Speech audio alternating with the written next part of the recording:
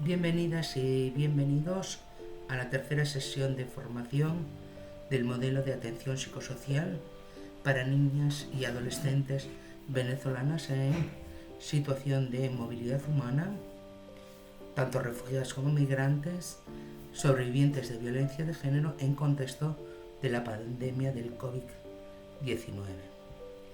Dicho esto, en las dos primeras sesiones vamos a recordar un poquito los temas que un poquito por encima vimos. El primero se centró fundamentalmente en el tema del contexto de las niñas y adolescentes venezolanas, o sea, su contexto de origen, el contexto de movilidad, o sea, por qué se dan estas situaciones, así como también vimos el contexto de la violencia de género y el contexto de la pandemia, ¿no? Con lo que suponía sobre todo el confinamiento para estas niñas y adolescentes, ¿no? Dicho esto, continuamos después en la segunda sesión, más o menos, estuvimos viendo el tema de las múltiples vulnerabilidades que viven ya desde el inicio en el país de origen, como luego en el proceso de movilización, ¿no? Hacia un país, ¿no? De destino, pasando por algunos de tránsito, ¿no? Y todo ese proceso de movilidad suponía algunos riesgos y dentro del contexto de la COVID-19 suponía que se multiplican, ¿no?, los riesgos de violencia. De todas formas, esto todo lo tienen en la guía y en el modelo, ¿no?, que está publicado. Pueden ir a la página web de UNICEF y ahí se lo descargan, ¿no? También vimos el mapeo de servicios, que consistía en tener o sea, al hacer una intervención no se trata de que en ese momento empecemos a coordinarnos, a buscar con quién puedo conseguir respuestas para esta niña o esta adolescente, sino planteábamos un previo, el modelo plantea un previo, y es tener este mapeo de servicios que es territorial, que es nacional y puede ser transnacional. ¿Y por qué decimos esto, no? Bueno, a la hora de dar unas respuestas, las niñas y las adolescentes traen una serie de situaciones y necesidades, ¿no? Dentro de lo que es la protección integral a la niñez y adolescencia está lo que se llama la protección integral. Pensando en esto, yo como profesional o en mi institución damos un determinado tipo de ayuda o una respuesta, ¿no? Y necesitamos articularnos y coordinarnos con muchos actores para dar esta respuesta integral. Por eso es necesario tener estos contactos, ¿no?, con sus requerimientos, ¿no?, previo a cualquier tipo de atención. Decíamos territorial para que sea el acceso más cercano a la niña y al adolescente. Nacional porque llegan, pasan por esta ciudad, este pueblo, por el otro, o sea, van por distintos lugares, no es que a veces se establecen, a no ser que sea el país de destino, ¿no? A veces solamente es el país de tránsito hacia otro país de destino, ¿no? Entonces, tener estos puntos de la ruta de movilidad para saber con quién contactar, quién puede continuar y la atención y evitar la revictimización. Así como transnacional, porque a veces, por lo mismo, ¿no?, al ser país de tránsito, van a continuar hacia otro país, que es el país de destino. Entonces, en frontera, tener al otro lado, ¿no?, de mi país, o sea, aquellas organizaciones que pueden dar y continuidad a la atención ya iniciada. Bueno, dicho esto, hoy vamos a ver un par de temas, ¿no?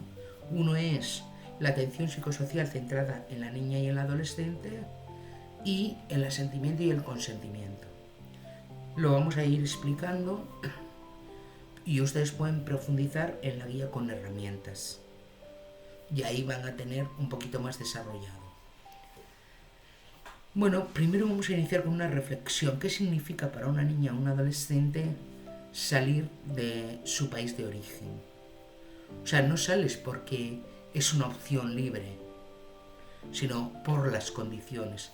Entre comillas, en cierta forma, eres expulsada por tu país que no garantiza los derechos, ¿no? Para tener una vida digna y para un desarrollo integral, ¿no? Esta urgencia, ¿no?, de salir para tener una mejor vida, o sea, conlleva, puede ser que ya en el origen, en el país de origen, se hayan presentado situaciones de violencia, pero también es verdad que a lo largo de ese camino que van a ir haciendo en el traslado, ¿no?, hacia el país de destino, van a sufrir determinadas situaciones, ¿no? O se van a encontrar con determinadas situaciones que les van a hacer correr riesgos o incluso van a vulnerar sus derechos, ¿no? Hay que tener en cuenta que al final son niñas y adolescentes que desearían haber tenido otra vida. O sea, uno no sale de su país porque no tiene nada mejor que hacer, sino por una necesidad, ¿no?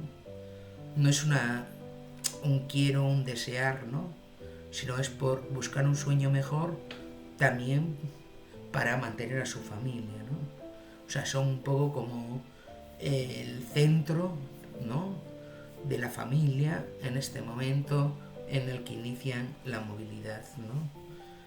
Hay que entender también que salen sin nada o con lo justo, ¿no? No es que me llevo y hago un viaje donde llevo todas mis pertenencias, no, salgo con lo justo, ¿no? Y a esto hay que añadirle, bueno, pues la inseguridad, el miedo. Algunas salen en familia, otras salen solas y inician este recorrido sin nadie más o encontrándose con algunos adultos en el camino que a veces les van a apoyar, pero a veces también van a ser aquellos que les pongan en situación de complicación o de riesgo o vulneren sus derechos, ¿no? Entonces, si yo por un momento me pongo en el lugar de tener que salir de mi país casi por obligación, o sea, creo que es bastante doloroso, ¿no? Yo soy una persona adulta.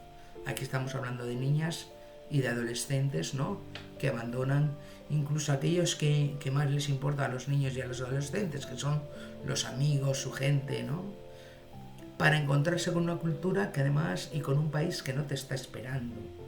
Porque aunque se habla de países de acogida, realmente en la práctica no te espera nadie, ¿no? Y no te están esperando, ni son países realmente de acogida, sino que se convierten muchas veces en trabas, en dificultades añadidas, teniendo además que sumarle a esto códigos culturales distintos, códigos de comunicación diferentes, hablamos el mismo idioma pero no decimos lo mismo, y tener que hacer este proceso a veces solitas, ¿no? Y ahí está inserción en un país solitas, ¿no? Esto es bastante complicado. Dicho esto, para el modelo, la atención psicosocial centrada en la niña y el adolescente es poner a la persona en el centro, respetar siempre que se pueda sus decisiones, sus preferencias y sus opciones personales. Es decir, adaptar el servicio a las personas y no las personas al servicio. Resultan elementos clave para brindar el apoyo psicosocial a la niña y al adolescente sobreviviente de violencia, ¿no? En el siguiente cuadro que les vamos a presentar vamos a poner una relación entre principios, derechos y criterios para la definición de un modelo de atención integral centrado en la persona y fundamentado en la dignidad. Como ven, el cuadro plantea como dos partes, ¿no? Una en la que nos encontramos con los principios, derechos, y otra los criterios que le corresponden, los criterios de intervención que le corresponden a esos principios, derechos. Entonces tenemos que ante el principio o el derecho de la autonomía, el criterio de intervención es la diversidad y la promoción de las competencias, es decir, aceptar y trabajar desde la diversidad.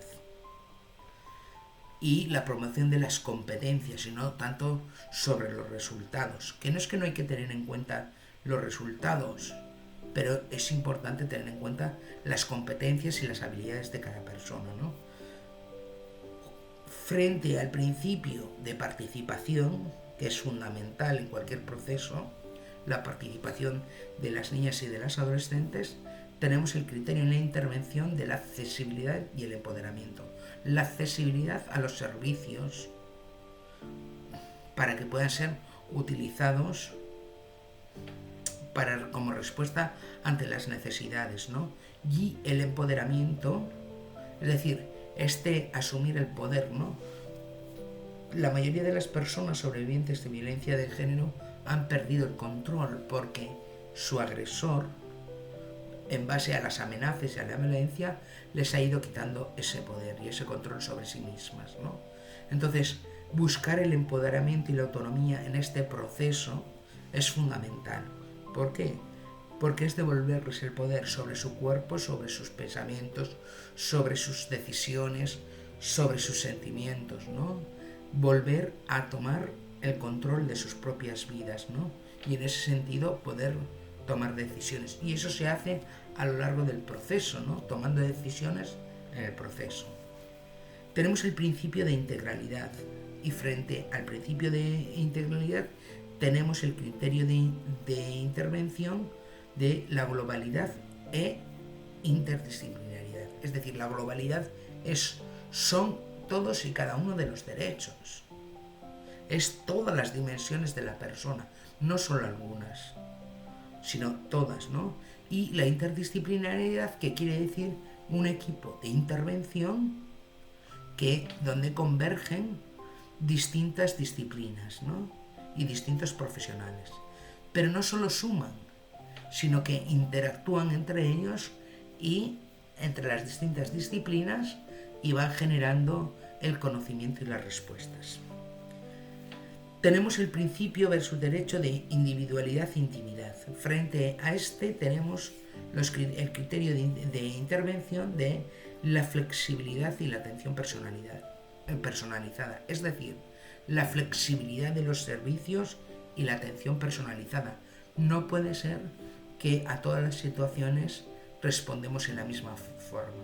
¿Por qué? Porque las personas somos distintas, tenemos necesidades distintas, tiempos y ritmos diferentes y vivimos emocionalmente en distinta forma las cosas, ¿no? Por eso tienen que ser procesos individualizados.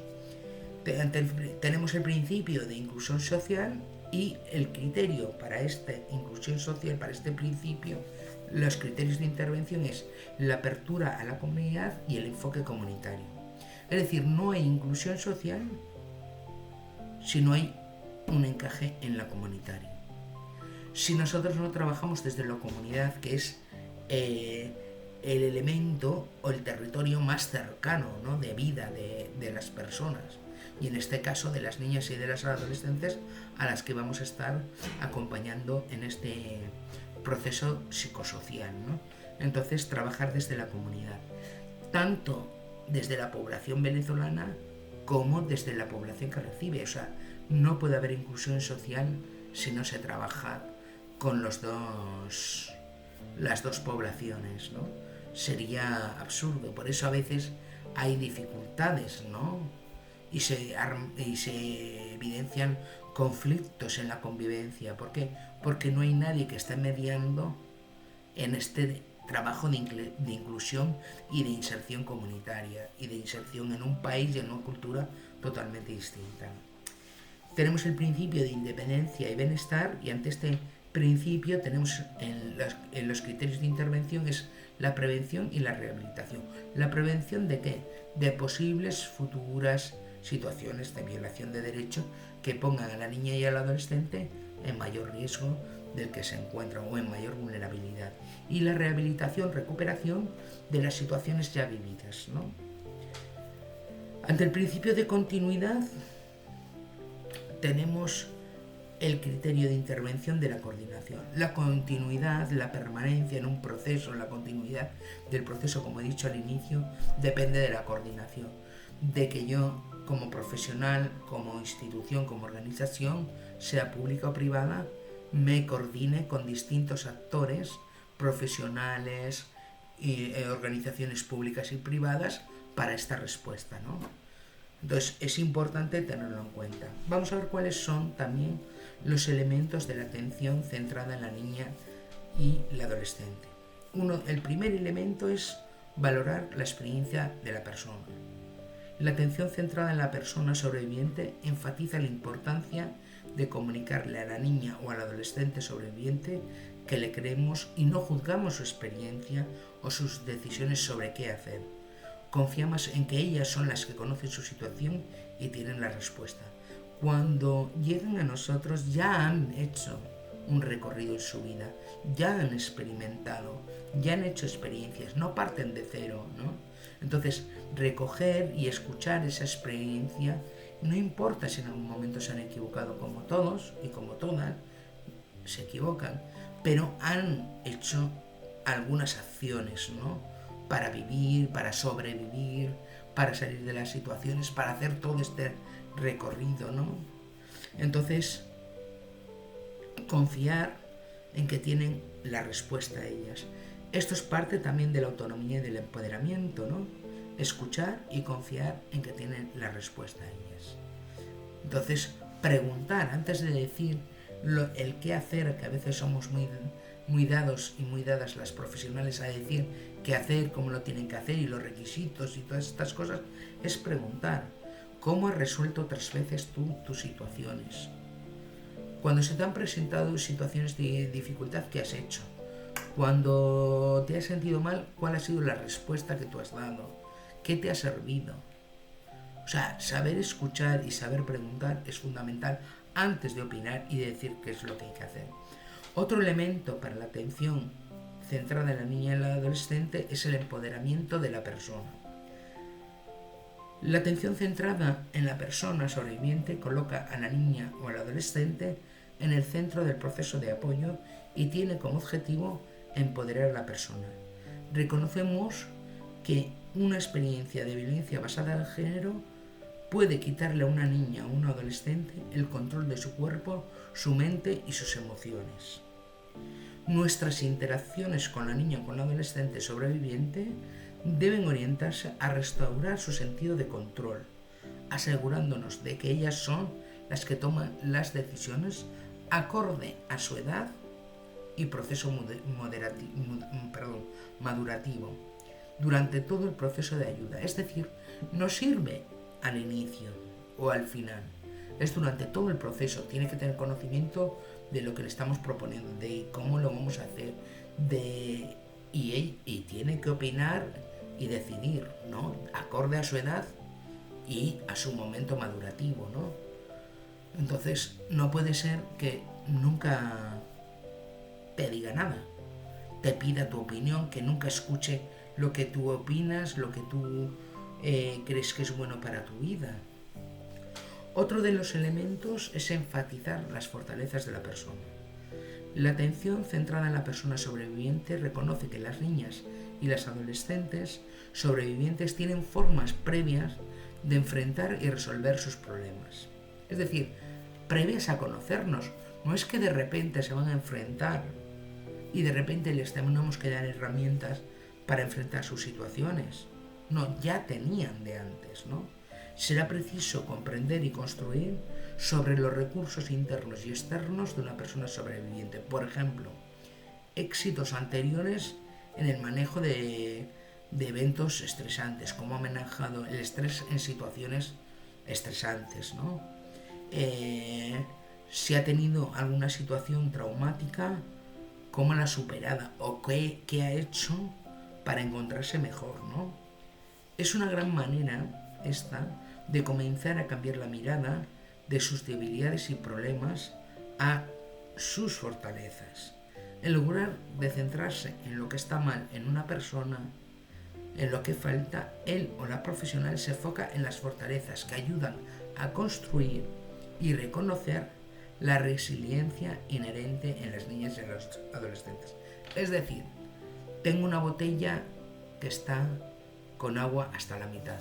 Puedo verla medio llena o medio vacía. La mayor parte de las veces nos ubicamos que la botella está medio vacía. Entonces siempre es lo que falta, lo que no hay, lo que no se hace. Y no se reconoce lo que existe.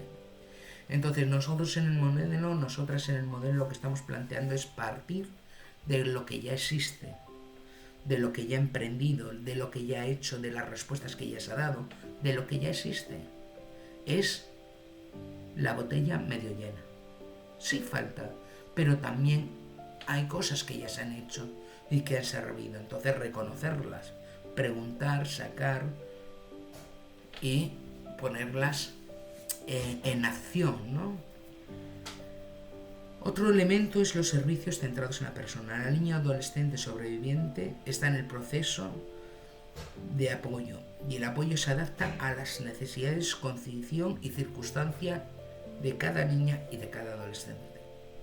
Y esto es fundamental porque muchas veces decimos es que la gente no cambia, ¿no? Bueno, yo digo, a lo mejor no cambiamos nosotros, profesionales, instituciones, ¿no? Que seguimos haciendo y pidiendo lo mismo. Y lo que necesitamos es un cambio. Nosotros tenemos que hacer un cambio de pensar y actuar diferente, de plantearnos esta otra mirada más que busca lo existente, que busca las respuestas, que confía que las personas ya las tienen y que vamos en un diálogo, vamos a ir construyendo juntas, ¿no? Un camino diferente, ¿no? Que realmente que le fortalezca en su autonomía y en su empoderamiento, ¿no? El modelo de atención psicosocial remota en el desarrollo, durante todo el desarrollo del modelo, de la guía, de la descripción del flujograma, nos va concretando con algunos elementos, con algunos criterios sobre lo que es preciso hacer o aquello que también no hay que hacer para garantizar estos principios y los derechos de la niña y adolescente en el marco de la atención. Entonces, ahora vamos a tratar de ir viendo, así como en un paralelismo, en algunos momentos relevantes de esta atención psicosocial, entendiendo también que la atención psicosocial se puede dar en un contexto remoto por las medidas de bioseguridad adoptadas por los estados, pero también considerando la posibilidad de que se pueda realizar en una modalidad mixta, incluso una presencial. Entonces, en primer lugar, considerar escuchar a la niña y al adolescente. Hablamos del protagonismo, de que es sujeto pleno de derecho, y entonces el respeto a la niña como interlocutor válida se concreta precisamente en esta escucha respetuosa, atenta. Quizás un momento relevante cuando es la niña la que devela su situación de violencia basada en género. Recuerdan que en el modelo de atención se puede activar ya sea porque comunica algún profesional de un servicio de atención, alguna persona de la comunidad, pero particularmente en casos de develación por parte de la niña y la adolescente de una situación de violencia basada en género, es importante escuchar a la niña y no indagar ni interrogarla. Por otro lado, ¿qué es lo que no deberíamos hacer en este primer momento? Dudar de su relato y cuestionar su actuación. Recuerden también que en este cuestionar la actuación, cuando hablamos de servicios de atención presenciales, hemos dicho que no solo se comunica de manera verbal a través de palabras, sino también con gestos, con actitudes, y en ese sentido, ¿cuántas veces con nuestros gestos, con esta comunicación no verbal, podemos estar haciendo juicios de valor, ¿no?, a lo que la niña nos está comunicando? En este primer momento, la persona que recibe la develación por parte de la niña o del adolescente debe registrar, ¿ya? Registrar con fecha, con hora, literalmente lo que la niña y la adolescente están comentando, lo que incluso siendo fiel a sus palabras, con los detalles que ella revele. Y no hay que juzgar lo ocurrido, hacer algún comentario que permita juzgar sobre lo que ha ocurrido. Tampoco se debe alarmar, alarmar ni generar un ambiente de angustia para la niña o la adolescente. Hay veces que no nos damos cuenta que tenemos algunas expresiones, algunas miradas, algunos gestos que pueden causar esta angustia, esta alarma para la niña o la adolescente. Segundo, ¿qué deberíamos hacer? ¿Qué hacer en este primer momento? Brindar a la niña y al adolescente confianza y seguridad, esta actitud de apertura y de respeto a ella como sujeto de derecho, en esta actitud también agradecida por la confianza que nos tiene de compartir una situación tan difícil por la que está pasando, ¿no? O sea, está compartiendo una situación muy dolorosa para ella. Estamos hablando de violencia basada en género. Entonces, aquí, ¿qué es lo que no hay que hacer? No hay que indagar detalles, no hay que hacer descripciones sobre la situación, quizás preguntas tales como ¿cómo fue? Puede generar una situación de ansiedad, de vergüenza, puede causar vergüenza en la niña, además que es una de las causas de revictimización. Entonces, considerar en escucha activa, respeto a la persona de la niña y del adolescente, y tener esta prudencia, ¿no? En no comunicar, en no hacer expresiones que puedan molestar, que puedan incomodar, que puedan hacer sentir vergüenza sobre lo que ha contado o alarmar o generar angustia, ¿no? La persona que detecta el hecho, y recordemos aquí que puede ser alguien del servicio de atención psicosocial remota, pero que también puede ser alguien de otro servicio, entonces registra lo relatado, lo ocurrido, y es responsable de esta información que debe manejarse con confidencialidad. Esto es básico, ¿no? O sea, el respeto a la persona exige que nosotros seamos respetuosos y cuidemos lo que nos está informando. Más adelante vamos a hablar, cuando hablemos del consentimiento informado, que efectivamente esta confidencialidad tiene sus límites, precisamente para la protección de los derechos de la niña. Pero en principio, yo tengo que ser muy respetuosa y no debo estar comentando con gente que en una de esas no tiene por qué saber de esta situación. Personas que quizás cumplen algunas actividades de carácter administrativo y que no tienen que conocer estos detalles de lo que se me ha sido informado. Una cuestión también que no debe pasar, que no debe hacerse en este primer momento, es encarar a la víctima con el presunto agresor para que salga la verdad a luz. Es decir, bueno, veamos qué mismo ha pasado, confrontemos tal. Y esto es importante porque en algunas culturas, en algunas comunidades, se consideran que esto es un valor, ¿no? Bueno, confrontemos para ver quién tiene la verdad, cómo sale a luz efectivamente qué es lo que ha pasado. Eso es algo que no se debe hacer. Acabamos de decir que es necesario creer en el relato de la niña y del adolescente y por lo tanto no vamos a dar lugar a estos careos o a este encarar. Tampoco podemos hacer acciones para las cuales no estamos preparados. Y en este sentido, si nosotros reconocemos que no estamos preparados, que no somos este equipo especializado con competencias para ejecutar la atención, ¿qué debemos hacer? Remitir a los servicios que sí son especializados, ya sea para la atención de los exámenes médicos, psicológicos, la intervención en crisis o cualquier otra situación que requiera la niña y la adolescente. Algo más que qué hacer. En un segundo momento decimos, bueno, ya sabemos de la situación, ya tenemos conocimiento de lo ocurrido, bueno, ¿qué hacemos? Tocaría realizar los exámenes y la evaluación, y estos exámenes o evaluación pueden ser médicos que se requieran, ¿no es cierto? Hay que brindar este tratamiento médico y psicológico de emergencia según la norma respectiva. Cada uno de los países tiene protocolos para actuación en situaciones de emergencia.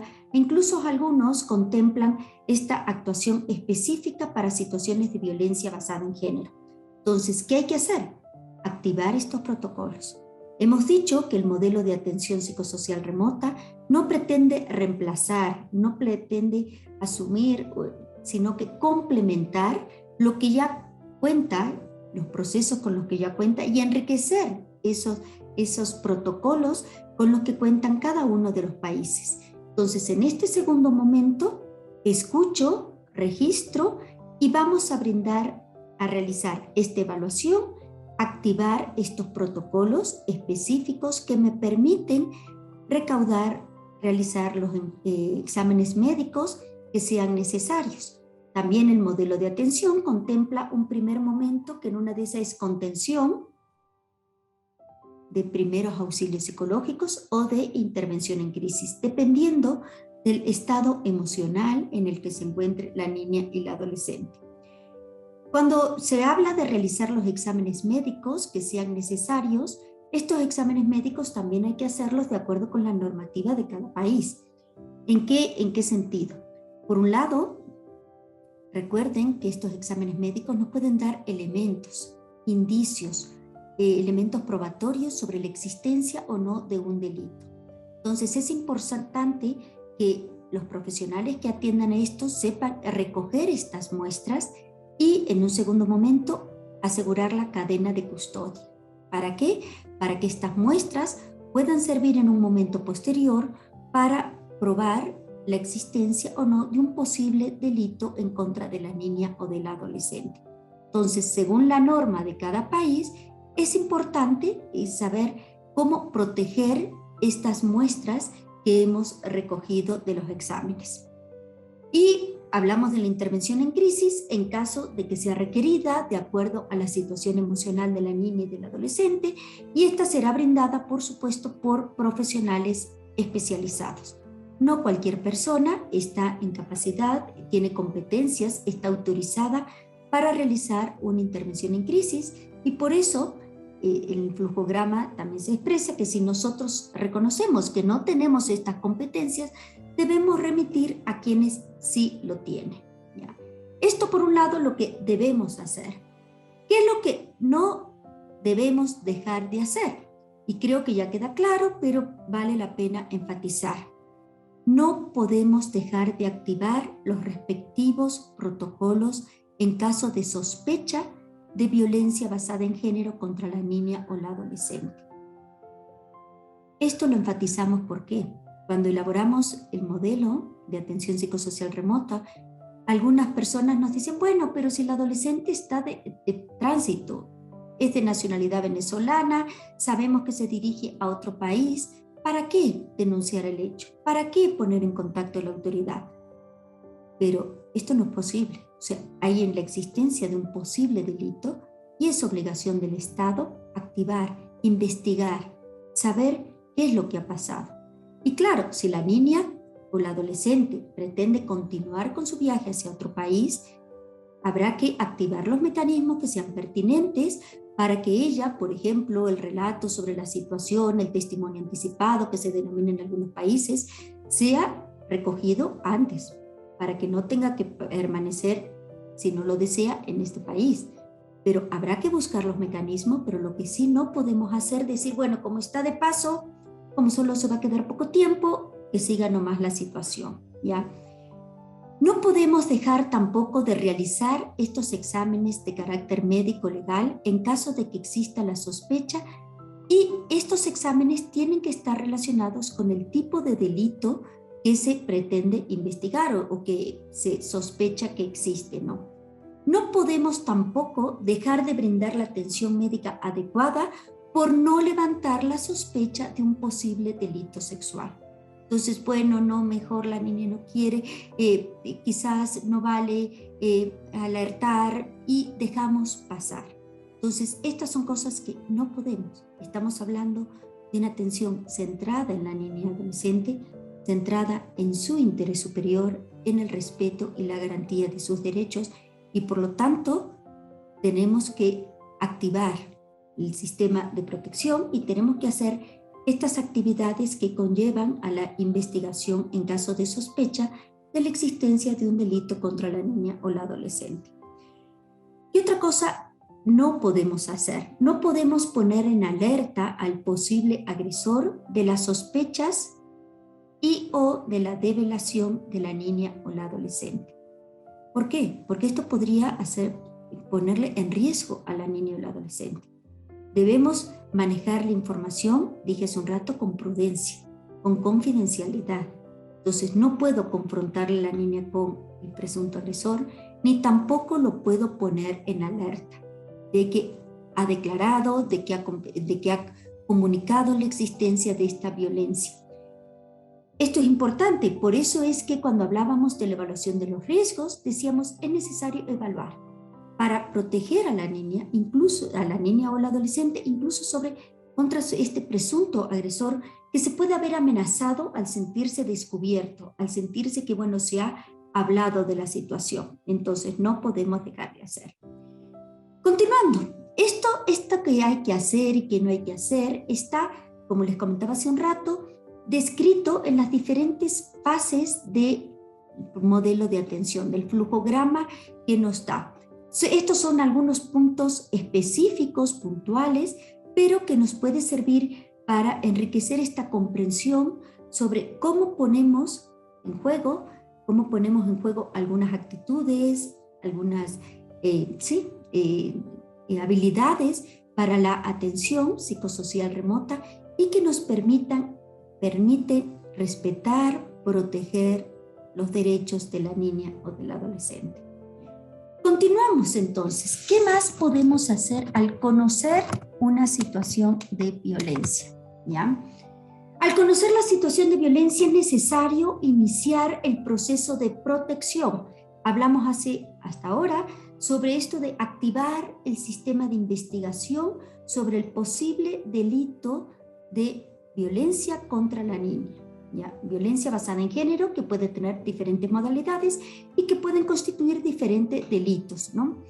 Pero también hay la otra cara. Tenemos que activar también el sistema de protección. No puede estar supeditada la protección de la niña a lo que ocurra en esta investigación penal, o sea, en esta investigación de la Fiscalía, del Ministerio Público, sobre si existió o no un posible delito contra la niña o la adolescente. Entonces, los países en general cuentan con instancias de carácter administrativo, eventualmente también pueden ser de carácter judicial, responsables de disponer estas medidas de protección a favor de la niña, donde no se cuestiona si existió o no un delito, no se investiga si existió o no, sino la necesidad de proteger a la niña y al adolescente, que puede ser a través de diferentes medidas. Lo importante es que ella reciba esta atención que requiera y que la reciba de manera inmediata, de manera oportuna y de manera pertinente. Pertinencia que tiene que ver con la integralidad, con atender a todas las dimensiones de la niña y la adolescente. No concentrarnos solo quizás en algunos servicios puntuales, que es lo que a veces puede ocurrir, ¿no? O sea, la atención, lo dijo Carmen, a veces no está centrada en la niña y el adolescente, sino en el servicio, en lo que yo puedo dar. Entonces, recuerden que en el modelo de atención, un componente importante es la articulación y coordinación, precisamente que nos permite, si yo no tengo este servicio que requiere la niña, bueno, ¿a dónde voy? ¿Con quién me comunico? ¿Con quién me conecto? Para garantizar la atención, la protección de los derechos ante la autoridad competente que dispone las medidas de ejecución, pero que no solo debe quedar en dictar las medidas de protección, sino ejecutarlas a través de los diferentes servicios que prevén los sistemas de protección de cada país. ¿Qué es lo que no puedo hacer? No puedo normalizar la situación de violencia. No puedo no hacer nada. Esto también es importante enfatizarlo, porque a veces decimos, bueno, no es tan grave, siempre pasa, así mismo es, y justificamos con expresiones que quizás para algunos actores de la sociedad puede ser normalizado, pero precisamente para nosotros, que somos equipos de atención, que estamos acompañando a niñas y adolescentes venezolanas en contexto de movilidad humana, no podemos normalizar. No podemos decir, bueno, siempre pasa, así es y no hacemos nada. O sea, esto no es admisible, porque significa incumplir obligaciones generales por parte de los estados respecto a los derechos de la niña, pero sobre todo también implica no considerar a la niña en esta centralidad de la que estamos hablando. No podemos tampoco minimizar la situación, ser indiferente ante la violencia o sospecha de violencia basada en género. ¿Ya? Esto nos invita a cuestionarnos, ¿no? Estar alerta a lo que nos dice la niña, a escuchar sus palabras, sus expresiones, a cómo vive ella esta situación y preguntarnos, ¿no? ¿Y qué podemos hacer? ¿Qué podemos hacer en el marco de esta situación, de lo que ella espera y cómo podemos acompañar, ¿no? No podemos en ningún caso mediar o conciliar una situación de violencia. Los países se reconocen normalmente mecanismos alternativos para la solución de conflicto y en este sentido la mediación es muy importante. Pero en situaciones de violencia basada en género no es posible mediar ni conciliar. Entonces, estos son temas que no pueden estar sujetos a mediación o a conciliación. No podemos llegar a acuerdos. No podemos decir, bueno, ya arreglen nomás. Y esto es importante porque a veces en algunas instancias institucionales, algunos profesionales que tienen la protección de proteger los derechos de las personas, a veces acuden a situaciones complejas de la comunidad y tal, y puede pasar esto, ya sea por ignorancia, ya sea por no complicar las cosas, por no saturar al sistema, pero situaciones de violencia basada en género no pueden ser en ningún caso sujetas de mediación ni de conciliación. Lleguemos a acuerdos, resolvamos esto entre nosotros, ¿ya? Otra cosa que no podemos hacer es comentar o difundir la información sobre el hecho y la persona. Volvemos aquí a insistir en esto, que el deber de guardar la confidencialidad. Entonces, hemos hecho hincapié ahora que al conocer es necesario solicitar la protección de derechos, pero hay que hacerlo de manera concreta, específica. Habrá detalles que en una de esas no sean relevantes, presentar a la autoridad competente a fin de lograr estas medidas de protección. Y en eso también tenemos que ser respetuosos de la niña y del adolescente. ¿Qué más hay que hacer avanzando un poquito más en el proceso? El actor, de acuerdo a sus competencias, deberá ejecutar las medidas de protección, como acabo de referir, aquellas que han sido dictadas por la autoridad competente en cada fase del proceso. También es verdad que en algunos países y en el interés superior de las niñas y de las adolescentes se prevé la posibilidad de que las entidades de atención puedan adoptar medidas de carácter emergente y las pongan en conocimiento de la autoridad en un tiempo perentorio.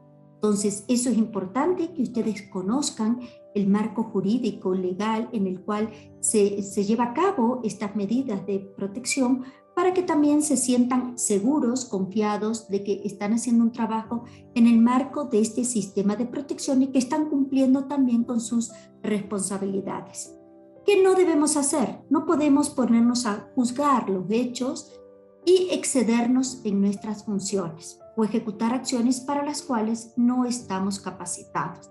Entonces, por eso es importante en el marco del sistema protección de derechos, y por eso, por ejemplo, el modelo contempla como herramienta el mapeo de servicios, en el cual vemos quiénes están presentes en el territorio, en la comunidad, en este espacio geográfico, y que puedan dar respuestas porque les corresponde, porque tienen competencias, porque tienen equipos especializados. Entonces nosotros en eso también ser humildes, tener la humildad de reconocer, bueno, esto no me compete, para esto no estoy capacitado, esto no lo puedo hacer, ¿no?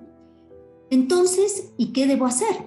Debo realizar estas actuaciones que estamos hablando, deben ser oportunas, respetuosas e integrales, ¿no? Y volvemos a insistir que en esta, ejecutar las medidas de protección, se debe guardar la confidencialidad. Y esto insistimos porque, por ejemplo, yo tengo que ir a conseguir un cupo a la escuela para una niña o un adolescente. Perfecto, voy a conseguir el cupo. No tengo que contar que esta niña ha sufrido una situación de violencia basada en género. Entonces, fíjense en cómo tenemos que respetar la intimidad, respetar a la niña y al adolescente en todas sus dimensiones y ser guardianes, digamos, de lo que ella nos ha confiado. Y esta confidencialidad significa también que cuando ejecutamos las medidas de protección, no debemos exponer a la niña y estarle, porque esto es revictimizar, ¿no? Ya bueno, esta niña que le pasó esto, esto y esto, y entonces por eso tiene este servicio. No, es una persona que tiene derecho y que tiene derecho a tener acceso a estos servicios, ¿ya? Independiente de la situación específica o que yo tenga que contar, ¿no? Y eso habrá que avanzar quizás en algunos países donde efectivamente se pone como condición el tener esta situación, ¿no? ¿Qué más? ¿Qué más hay que hacer? Seguimos avanzando en esta atención, en estos servicios que pueda tener la niña y debemos derivar acompañando a la niña a los sistemas de protección de cada país cuando haya esta violencia, sospecha de violencia sexual en contra de la niña. Y aquí es importante activar los protocolos específicos de salud que puedan existir tanto para los exámenes médicos que sean requeridos para la aplicación de los tratamientos médicos, como para, en algunos países, también está conjuntamente lo de las medidas de protección. En ningún caso debemos negar o demorar la atención médica emergente, ¿ya? No debemos tampoco realizar o repetir exámenes que no sean pertinentes, que no se requieran para esta situación. Entonces, es necesario ver de qué tipo de violencia estamos hablando, qué tipo de violencia basada en género, para que se realicen los exámenes que sean requeridos. No hacer todo por si acaso, porque esto también implica revictimizar a la niña y al adolescente. Y también no podemos dilatar los procesos legales sin justificación, ¿no? Son algunas pautas que están transversalizadas en toda la atención, pero esto de dilatar, a veces decimos, bueno, como ya se va a ir, solo presento la denuncia y ahí queda. Entonces, no, nosotros debemos tener esta actitud más proactiva en el acompañamiento a la niña y al adolescente. Acompañarle desde sus derechos, desde sus necesidades emocionales, afectivas, considerando a la niña y al adolescente como sujeto pleno de derecho en esta atención integral. Y por eso mismo la actitud de los profesionales debe ser así más proactiva. ¿Qué es lo que se requiere hacer para esta atención integral? Hasta aquí lo que hay que hacer y lo que no hay que hacer. Bueno, el modelo, siguiendo un poco con la sesión, con la formación de esta sesión, tenemos, les voy a presentar ahora el flujograma de atención psicosocial remota, que es el flujograma, y le voy a explicar, ustedes lo pueden seguir en la página 28 en el modelo y en la página 26 siguientes y la 29 y siguientes en la guía con herramientas. En la guía con herramientas se explica todo el proceso paso por paso. Bueno, les voy a explicar las figuras. El paralelogramo es inicio y cierre de un proceso. Los rectángulos o cuadrados son actividades puntuales concretas que hay que hacer. Los rombos son preguntas porque en el camino podemos ver dos vías de respuesta. Entonces son preguntas que son necesarias hacerse para ver cuál es el camino mejor para esta niña o para esta adolescente.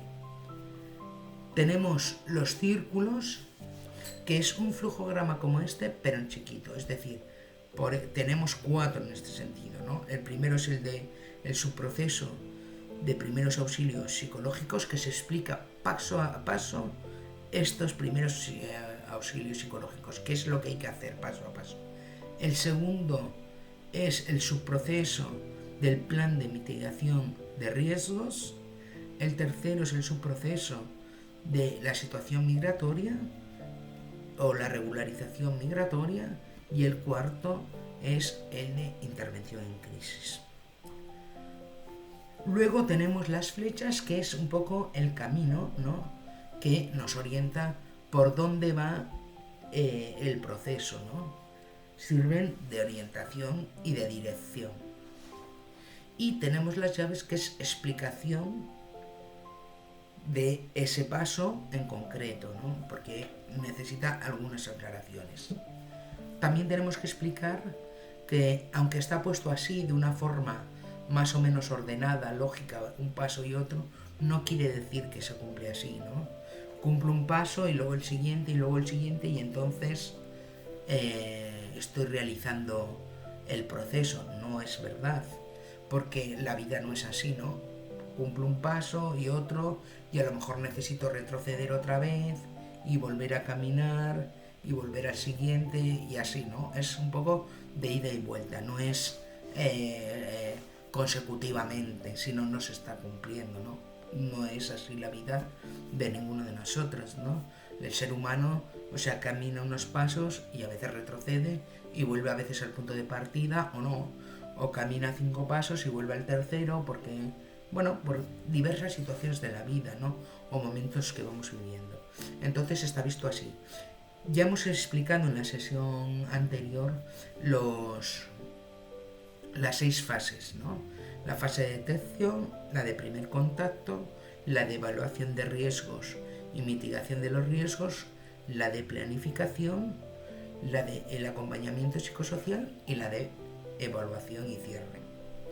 Bueno, dicho esto, vamos un poco a empezar. Les voy a explicar un poquito, paso por paso, aunque ustedes luego lo pueden seguir, como decía, en la guía, ¿no?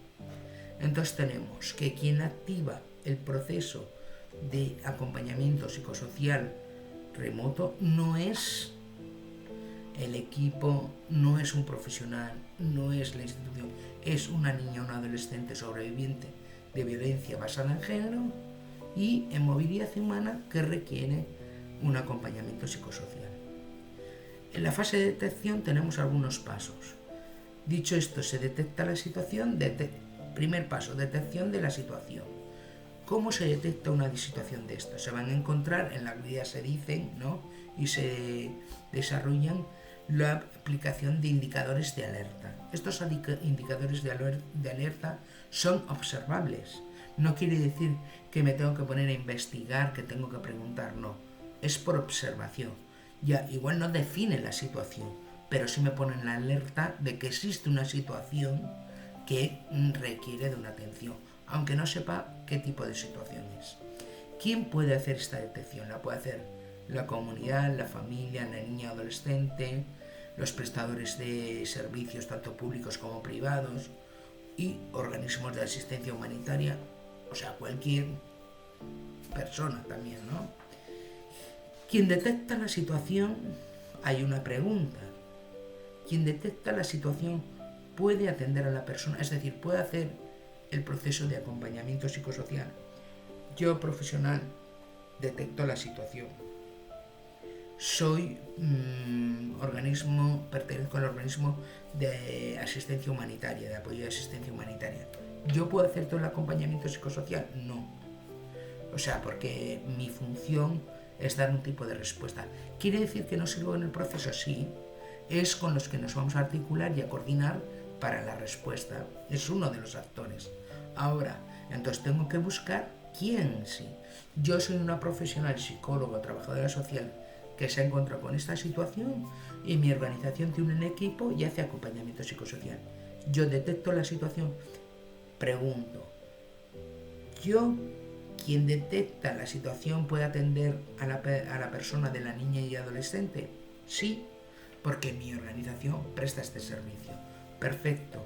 Si no, derivo hacia una entidad especializada o que pueda brindar el apoyo psicosocial.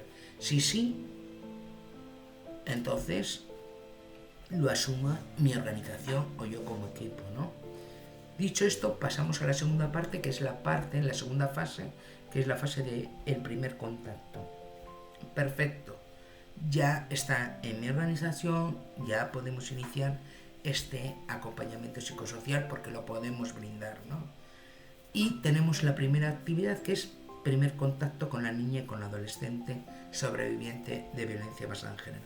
En este primer contacto le vamos a contar quién soy, qué hacemos, qué le proponemos, qué hace la organización, da igual si es pública o privada, ¿no? O sea, y qué le estamos proponiendo, ¿no? ¿Qué es un proceso de acompañamiento?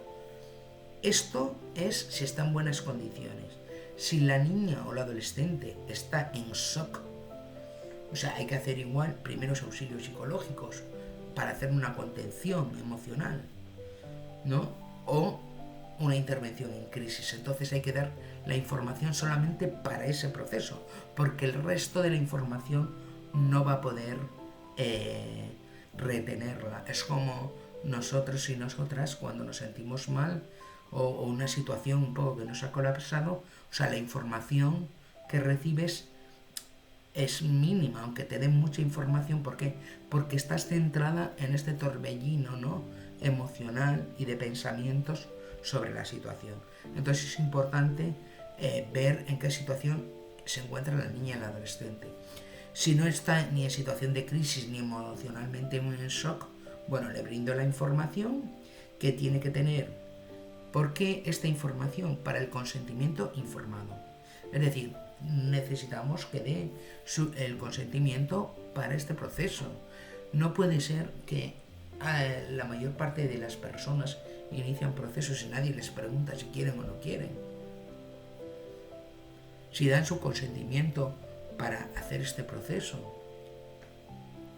Donde también además se les va a informar sobre la confidencialidad, o sea, cómo se trabaja la información, que no sale para nadie, que es algo entre la persona de la niña y la adolescente y el profesional o los profesionales que le están haciendo el acompañamiento, pero también le va a explicar que existen unas limitaciones.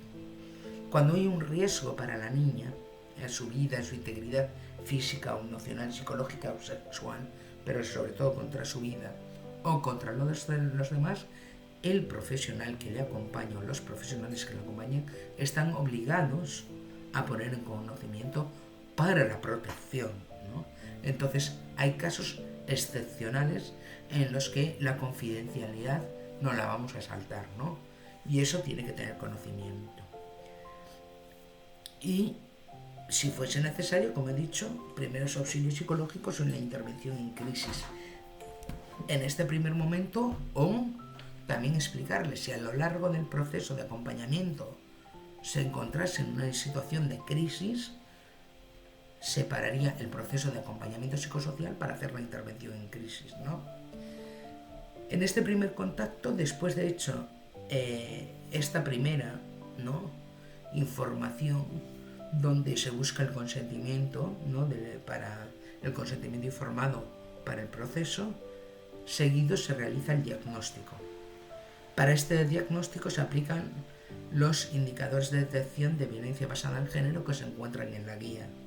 O sea, ustedes pueden ir a la guía con herramientas y allí se van a encontrar indicadores, ¿no? Hay más, seguro. Ahí hay bastantes puestos y algunos que nos pueden dar orientación de por dónde realizar el diagnóstico con la niña y el adolescente sobre la violencia, pero también un diagnóstico más amplio sobre otras áreas y dimensiones de su vida, ¿no? Después de este primer diagnóstico nos preguntamos, ¿requiere de primeros auxilios psicológicos, sí o no? Si sí, se abre el subproceso de primeros auxilios psicológicos, lo tienen en la guía desarrollado paso por paso. Si no, continuamos. Vamos a la tercera fase, que es la evaluación de riesgos y mitigación. Esto que parece tan largo, prácticamente lo estás haciendo en una primera o en un segundo encuentro. Prácticamente lo haces en el primer encuentro, ¿no?, que tienes con la niña, con la adolescente. Esta evaluación de riesgos trata de evaluar las amenazas y la situación de seguridad de la niña y del adolescente. Es decir, cuáles son las amenazas y los riesgos que está corriendo, si existen, cuál es su situación de seguridad, de muchas formas, o porque se encuentra con el agresor, o porque esté en una situación de vulnerabilidad, o por su condición emocional, etcétera. Todos los riesgos posibles, ¿no? Al evaluar los riesgos nos preguntamos, ¿existen riesgos para la vida o la integridad personal? ¿Sí o no? Si sí, se abre el subproceso del plan de mitigación de riesgos, que está también desarrollado paso por paso en la guía y existe una ficha en concreto para hacer este plan. Está en anexos dentro de la guía con herramientas. Si no existen riesgos para la vida o la integridad personal, continuamos y nos vamos a la fase de planificación. El primer paso dentro de la fase de planificación es el análisis de las necesidades emergentes. ¿Qué es esto? Son las necesidades para estas 24-48 horas primeras. No es de todas las necesidades, sino de las iniciales. ¿Qué sería el análisis este? ¿En qué cuestiones? Alojamiento, si tiene dónde quedarse a dormir, dónde estar estas primeras 48-72 horas. Salud, si existe una situación de salud o, por ejemplo, ha habido un tema de violencia sexual. El acceso a la justicia, por lo mismo, si ha habido un tema de violencia sexual, es necesario poner en conocimiento de la justicia o abrir una denuncia, etc. Y la situación migratoria, es decir, cuál es su situación, tiene papeles vigentes, está regularizada, no está regularizada. Si abrimos la situación migratoria, nos vamos a encontrar con el subproceso de situación migratoria, que también se explica paso por paso en la guía. Hecho este primeros análisis ya de las situaciones, estas 4 en principio que son para las 24, 48, 72 horas máximo, estas necesidades emergentes, llegamos a unos acuerdos con la niña y con el adolescente sobre su alojamiento, la salud, acceso a la justicia si fuese necesario y la situación migratoria, o sea, qué hacer en estos ámbitos y quién va a hacer y cómo nos responsabilizamos, tanto la niña y la adolescente como yo o mi organización, ¿no? Como responsables de este acompañamiento psicosocial. Se llegan a estos acuerdos, ¿no? Y desde ahí planificamos el proceso ya de acompañamiento psicosocial, es decir, todas estas 3 primeras partes se hacen en un solo encuentro prácticamente, ¿no? Pero está detallado.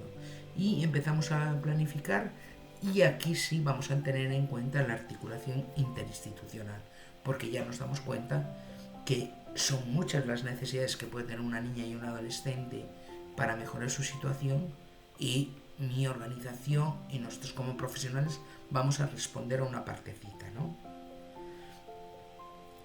Dicho esto, pasamos a la quinta fase, que es el acompañamiento psicosocial. Aquí se hace un análisis de las necesidades a mediano y a largo plazo en todas las dimensiones de la persona, de la niña y del adolescente. Se elabora el proyecto de vida para las adolescentes a partir de 14 años y el proyecto de atención integral a la niña hasta los 14 años. Están dentro de la guía con herramientas y también se explican las 2 herramientas muy bien para que se puedan implementar, ¿no? Y se ejecuta el acompañamiento y el acompañamiento psicosocial y la ejecución del proyecto de vida o del proyecto de atención integral, dependiendo si es adolescente o es niña, ¿no? A lo largo de este proceso de acompañamiento, por las sesiones que igual se profundiza en temas, se tocan temas delicados que haya vivido, experiencias traumáticas o experiencias a lo largo del proceso de movilidad que haya vivido o experiencias previas también en el país o algunas que esté viviendo ahora bien sea el país de tránsito o el país de acogida, ¿no? Nos preguntamos, ¿requiere de intervención en crisis? Porque puede ser que se le ha abierto una situación y la ha puesto en crisis. Si sí, lo que es estrictamente el acompañamiento psicosocial se para hacer la intervención en crisis. La intervención en crisis viene a ser unas 6 sesiones, lo vamos a presentar en la sesión 4 presentamos los primeros auxilios psicológicos y presentamos también el proceso de intervención en crisis. Si requiere intervención en crisis, abrimos el proceso de intervención en crisis. Si no requiere, continuamos con la ejecución, y es verdad que la ejecución del acompañamiento psicosocial en distintos momentos vamos evaluando, ¿no? Cómo va avanzando, vamos cambiando objetivos, actividades, etcétera, ¿no? Pero llega un momento en que evaluamos todo el proceso. ¿Qué se evalúan? Las acciones que se han realizado en el proceso de acompañamiento psicosocial, el proceso en sí mismo, y la niña y la adolescente evalúa sobre la atención recibida, ¿no? Es necesario que desde fuera también evalúen, ¿no? Y nos evalúen, ¿no? Y nos devuelvan, no tanto con el sentido de buscar culpables, sino de buscar el mejoramiento, ¿no? Tenemos que empezar a ver la evaluación como un aporte para mejorar la respuesta, para mejorar el servicio, para mejorar la calidad de la atención. En ese sentido se plantea en el modelo, ¿no? Una vez evaluado, nos preguntamos, ¿requiere ajustes el proyecto de vida o el proyecto de atención integral? ¿Ha mejorado su vida? ¿Ha cambiado? ¿O requiere más acciones? Si decimos que sí, que requiere todavía de la atención, vamos a planificación, volver a planificar acciones, y volvemos a la ruta, lo que decía al inicio. No es de una vez paso 1, paso 2, paso 3, sino que se puede volver, ¿no?, a plantear acciones que están en un paso anterior, ¿no? Y no importa. Planteamos nuevas opciones, nuevos objetivos para buscar su estabilidad y los cambios, ¿no? Que tenga realmente la intervención un impacto positivo en su vida, ¿no? Si no requiere, porque realmente ha hecho el proceso, se ha mejorado, está estable, se ha profundizado los temas y más o menos, ¿no?, están sanadas las situaciones previas, ya tendrá que seguir trabajando, pero como todo es a lo largo de nuestra vida, puede continuar y para nosotros se cierra el proceso. Dicho esto, este es el proceso de el apoyo psicosocial, el acompañamiento psicosocial, que ustedes pueden ir y profundizar en la guía con herramientas. Un segundo tema de relevancia en esta sesión, en la cual estamos abordando el tema de la atención psicosocial centrada en la niña y en la adolescente, es el asentimiento y el consentimiento informado. Un tema que seguramente no será extraño para muchos, porque cuando vamos a servicios de salud se nos requiere la expresión de un consentimiento que normalmente se concreta en un documento. Sin embargo, como vamos a ver en estos momentos, el consentimiento o el asentimiento informado, que se sustenta en la autonomía de la persona y en el respeto y garantía de sus derechos, debe ser asumido, comprendido, aplicado como un proceso de información, un proceso en el que yo verifico que la persona, que la niña y la adolescente en este caso, ha comprendido la información que se le está dando y que concluye con la expresión de voluntad sobre el procedimiento que se va a realizar, en este caso la atención psicosocial remota o presencial o mixta según el caso. Entonces, el consentimiento o asentimiento informado es un mecanismo fundamental para el respeto y la garantía de los derechos de las personas. Es su dignidad, es su libertad a decidir sobre lo que quiere o no desea hacer. Tiene que ver con su integridad personal, incluida la atención a los servicios de salud y en particular de salud sexual y reproductiva, su vida privada y familiar. Entonces, fíjense en cómo lo que parece un mero documento tiene muchas aristas relacionadas con los derechos fundamentales de la niña y la adolescente. Y por eso En el ámbito de la salud se distingue, ¿no? Asentimiento hasta una determinada edad, es aquella expresión de voluntad que otorgan las niñas hasta una determinada edad. Por ejemplo, en el ámbito de salud normalmente se dice hasta los 12 años.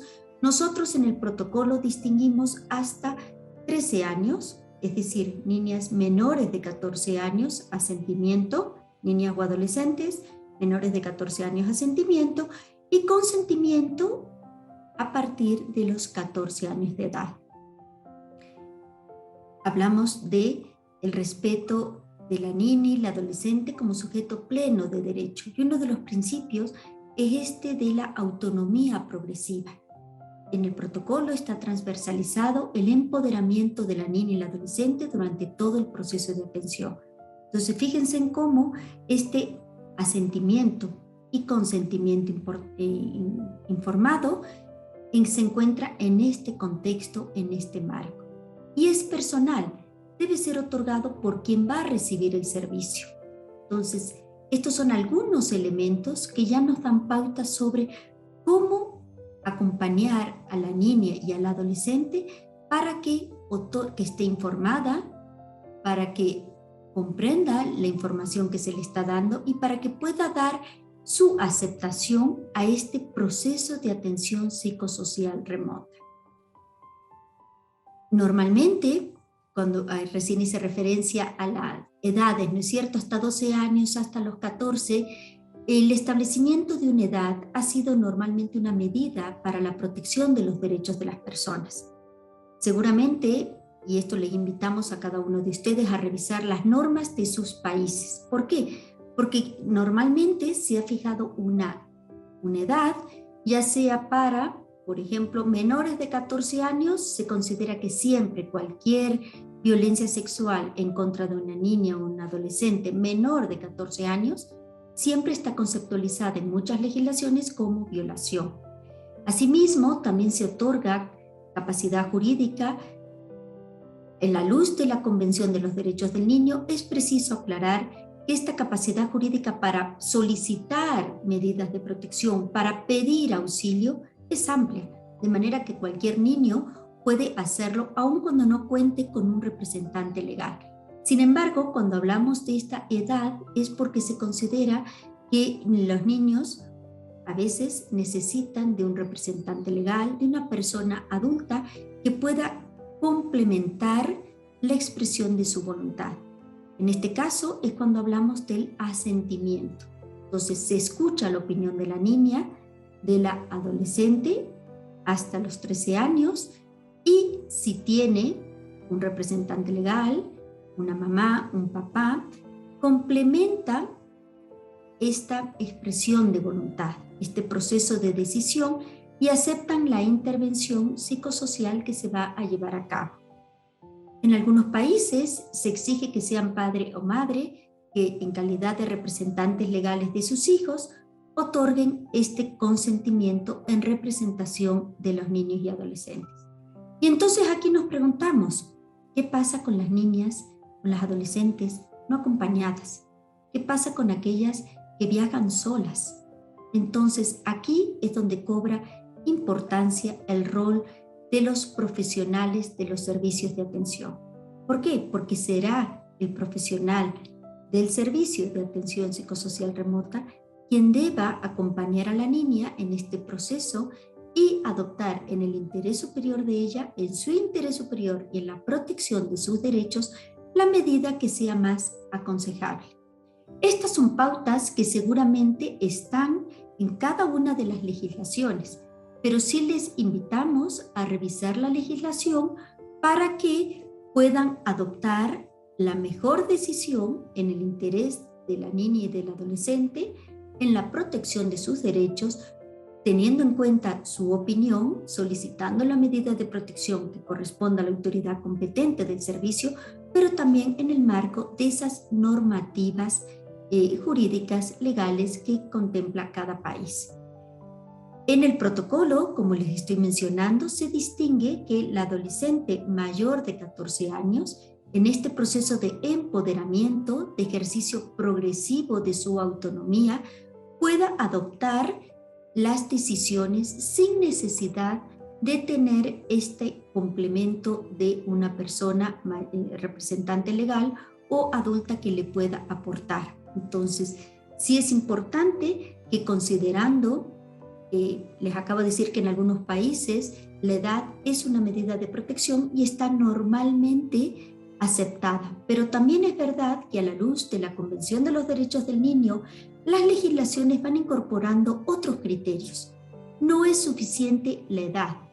Por eso la Convención dice de acuerdo a su edad, de acuerdo a su desarrollo evolutivo, de acuerdo a sus intereses, de acuerdo a su cultura. Entonces, cada vez más las legislaciones, y eso por eso les insistimos en que les recomendamos que consulten la legislación de cada uno de los países, los criterios a veces emanados también por instrumentos internacionales, por la Corte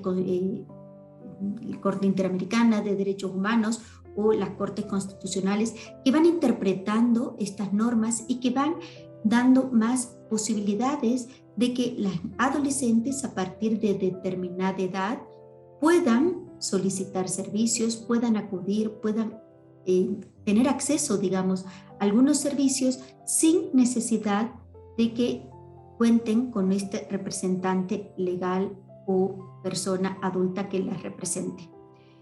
Recién les mencioné la Corte Interamericana de Derechos Humanos porque ella, en alguna sentencia, ha emitido algunos criterios sobre los elementos que debe reunir el consentimiento para que sea válido, digamos, para que tenga fuerza. Y son 4 elementos que vamos a ver ahora. 1, que sea previo, que sea pleno, que sea libre y que sea informado. Ahora les voy a pasar a mencionar brevemente algunas de estas cosas, qué significa para que nosotros, cuando tengamos que aplicar, requerir el consentimiento, no lo veamos solamente como un documento a firmar, no lo veamos como un simple, bueno, ¿quieres o no quieres?, sino realmente hacer este proceso de información, de comprensión y que permita realmente yo asumirme, hacerme cargo de las decisiones que adopto. Esto es importante para el empoderamiento y para la responsabilidad de las niñas y sobre todo de las adolescentes en el proceso de atención psicosocial, entendiendo que este proceso de atención psicosocial es integral, que aborda todas las dimensiones de la persona. Entonces, por eso también es importante, ¿no?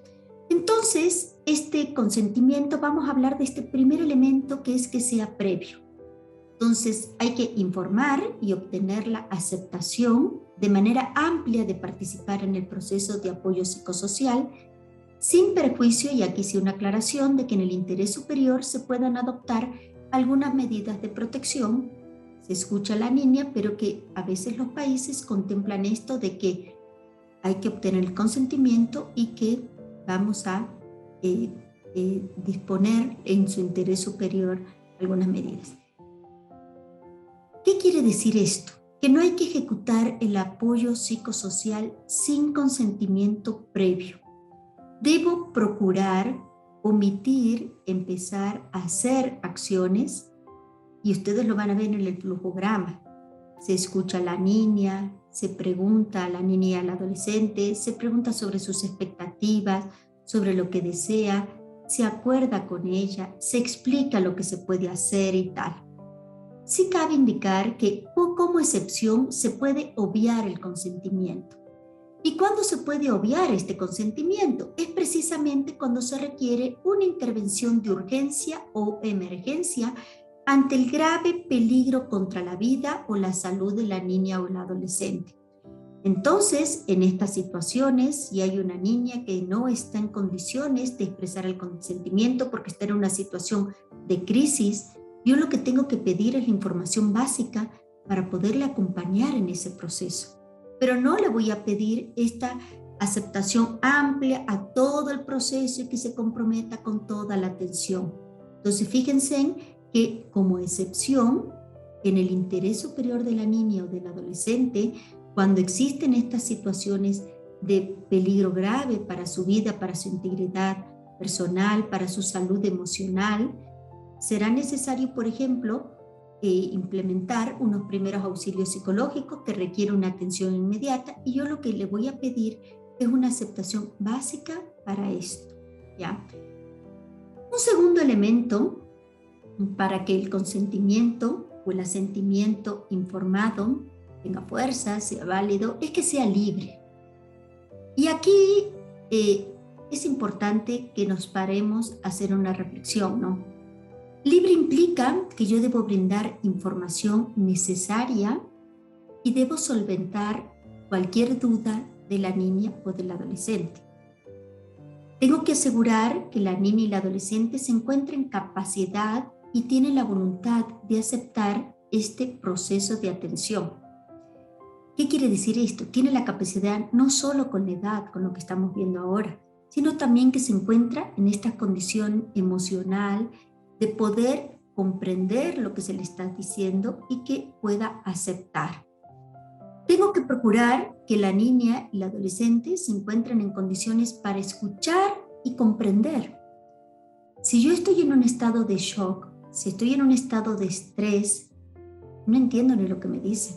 Entonces, fíjense en cómo es importante que se generen las condiciones adecuadas de una cierta estabilidad emocional para que la niña y la adolescente pueda realmente escuchar lo que se le está proponiendo y pueda comprender la información que se le está dando, ¿no?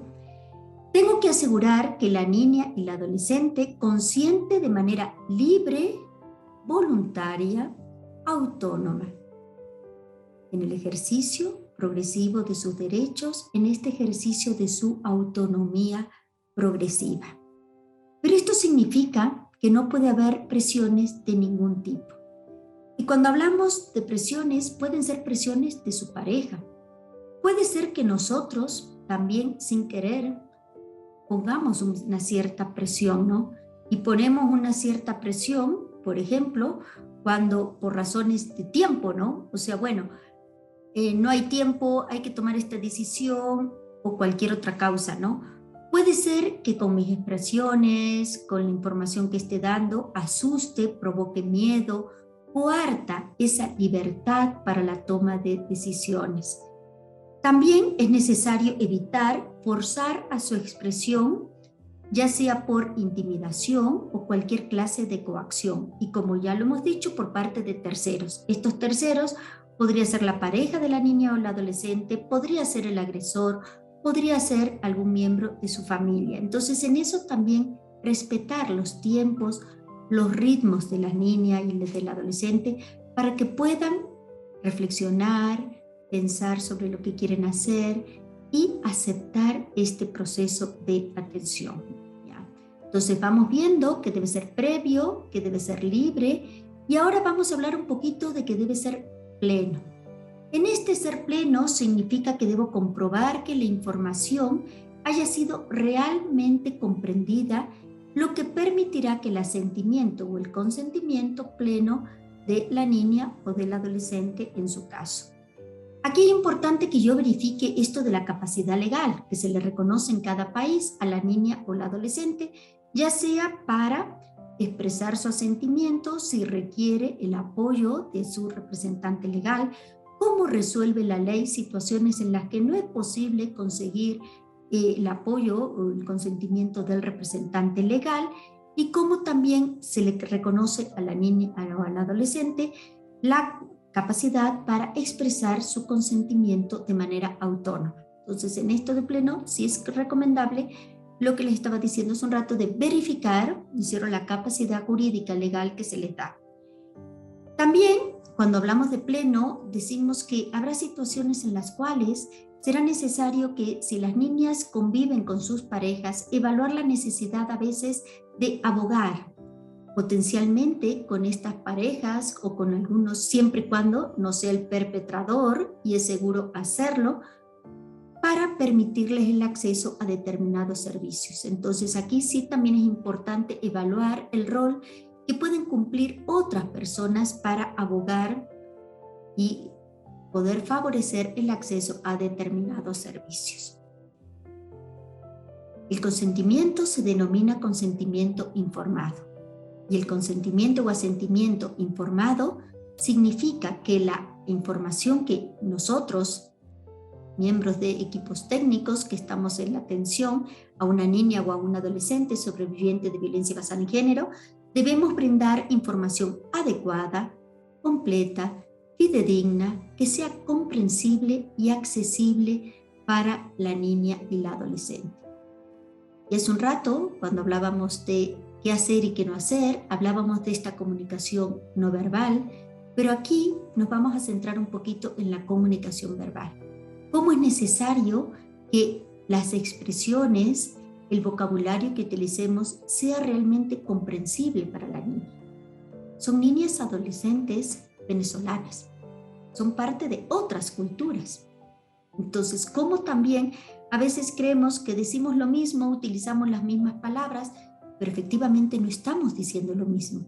Y en este sentido, sí es importante que la información no sea con tantos términos técnicos que solo nos comprendemos entre nosotros, que sea comprensible en un lenguaje que sea accesible a ella, pero que también tenga en cuenta estos elementos, ¿ya? Además, la información debe ser objetiva, ¿ya? Objetiva, ¿qué significa brindar información objetiva en un lenguaje simple, claro, que sea comprensible y aquí tener en cuenta de acuerdo con la edad, la madurez, el desarrollo evolutivo de la niña y la adolescente, su contexto también cultural, ¿ya? También es importante que en este consentimiento informado nosotros demos información sobre las medidas de seguridad del servicio. En el modelo de atención es relevante el subproceso de evaluación de los riesgos y establecer medidas para la mitigación de los riesgos. Entonces, cuando hablamos de un servicio de atención psicosocial remota, vemos que quizás es necesario utilizar seudónimos, utilizar códigos, no guardar, no registrar, no sé, en el teléfono celular alguna información que pueda ser sensible. Entonces, por ejemplo, nosotros, si el servicio de atención es remota, esto tiene mayor relevancia, ¿no es cierto? Es importante informar sobre estas normas de seguridad que tiene la organización en este servicio de atención. Entonces, por ejemplo, te voy a pedir que verifiques tu identidad a través de esto. Esto será necesario para evitar la suplantación y tal. Entonces, sí es importante que en el consentimiento, por ejemplo, otra cosa que es importante aquí es lo de la confidencialidad que hemos venido hablando. ¿Sabe? Esta atención, este proceso de acompañamiento psicosocial está protegido por el secreto profesional.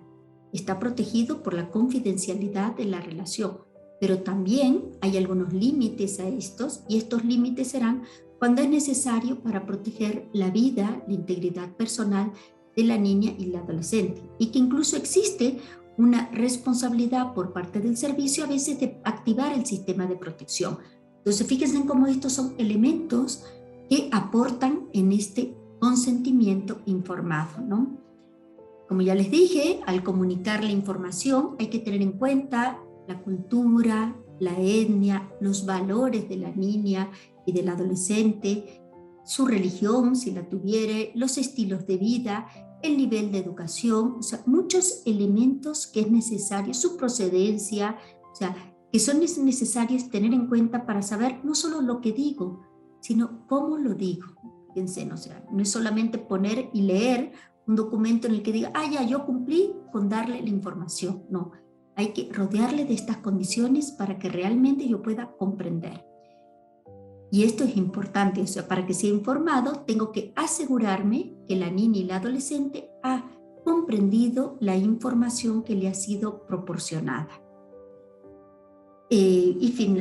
Estaba comentando recién, ¿no?, que informar lo que se le diga es reservado, está protegido, ¿no es cierto?, por el principio de confidencialidad, pero que también es necesario explicar esas limitaciones que existen jurídicamente, que existen en la ley, para proteger sus derechos, ¿no es cierto?, y que nos autoriza a nosotros, a los profesionales, ya sea a comunicar con otros para un trabajo más interdisciplinario, en el secreto profesional compartido, como para activar el sistema de protección.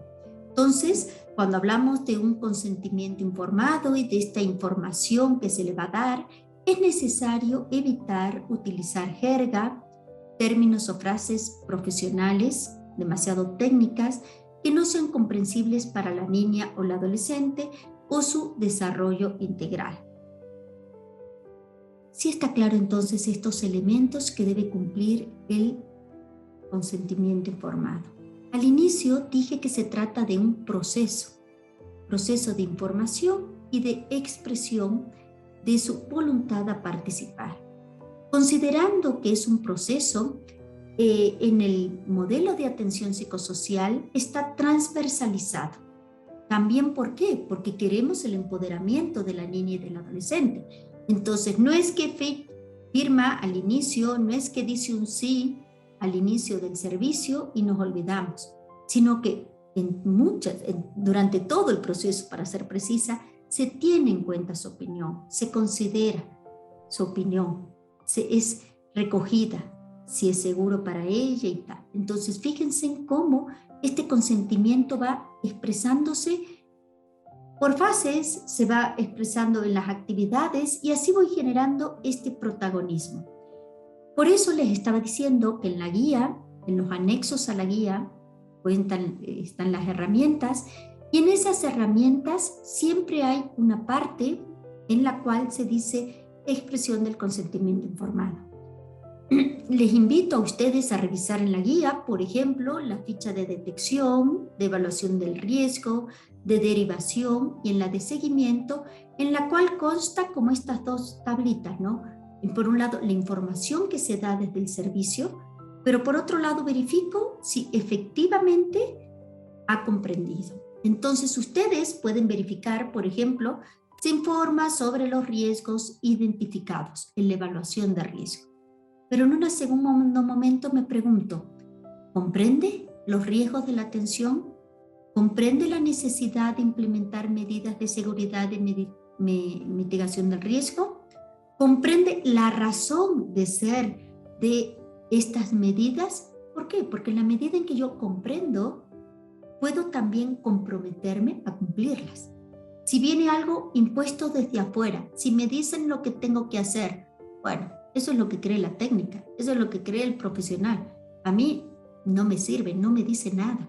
Entonces, fíjense en que el consentimiento, asentimiento informado, si bien se sustenta en el respeto a la dignidad de la persona, si bien se sustenta en el principio de autonomía progresiva, tiene que ver también con esto de que yo asuma el proceso de atención. Entonces, fíjense. También, finalmente, aclarar que cuando se trata de un servicio de atención psicosocial remota, este consentimiento se receptará de manera verbal y se le pedirá a la niña autorización para grabar en medios tecnológicos que quede realmente establecido que ha dado el consentimiento. En todo caso, si es inconveniente y si se debe registrar debidamente que se ha proporcionado la información y que la niña y la adolescente ha comprendido el contenido y el alcance de la atención, como consta en los registros, en las fichas que les acabo de indicar, ¿no? Finalmente, solamente para aclarar que en este proceso de atención centrada en la niña, fíjense en cómo ponemos siempre su sujeto de derecho, sus necesidades, sus expectativas, sus emociones, todo está involucrado. Entonces, ¿cómo realmente garantizamos que este proceso sea un proceso humanizado de información, de asegurarnos la comprensión y de la expresión del asentimiento y el consentimiento, superando esas miradas que a veces simplemente lo ven como un mecanismo formal, que es para no tener yo complicaciones, para yo eludir o cubrirme de cualquier posible responsabilidad que pueda tener. Entonces les invitamos a que revisen en la guía, que revisen estas herramientas y cómo se va expresando en cada parte del proceso este consentimiento. Incluso en el flujograma se ve reflejado. ¿Ya? Muchas gracias, con esto terminamos la tercera sesión Y les invitamos, aquí en esta lámina está el link tanto del modelo de atención psicosocial remota como de la guía y sus herramientas. Les invitamos a revisar estos documentos, a familiarizarse con ellos, a ver cómo pueden irlo integrando en su quehacer profesional, en su trabajo. Entonces, con esto, muchísimas gracias y nos vemos en la siguiente sesión.